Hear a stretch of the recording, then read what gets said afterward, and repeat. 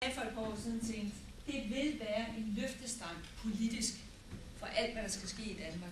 Når man skal have gæster, så bliver det en løftestang for, at der er sat en deadline på, hvornår jeg kan være sikker på, at resten af Danmark og regeringen rykker. Og det er det, der er sket. Og så er den tredje grund, det er det her med udstillingsvindue.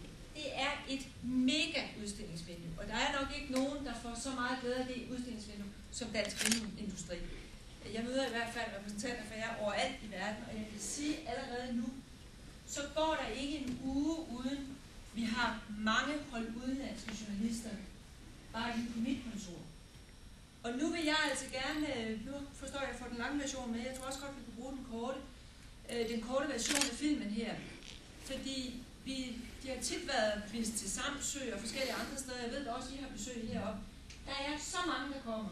Japansk tv, det kinesiske statsfjernsyn har været lavet 3 dokumentarfilm, som de udsender næste forår. Polakkerne har været her, kanadierne har været, altså fra hele verden kommer de her.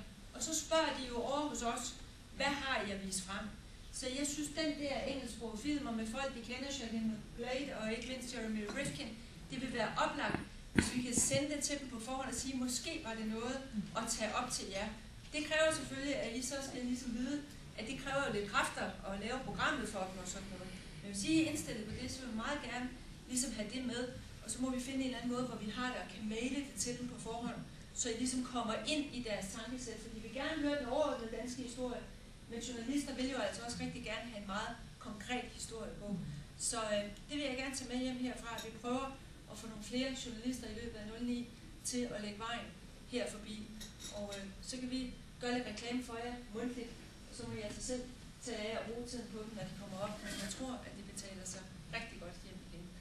Så tusind tak for i dag. Det har været meget inspirerende at være her. Og som altid, så kan man bruge endnu mere tid. Men så er der et andet sted, der også gerne vil have, at de kommer og ser, hvad de laver.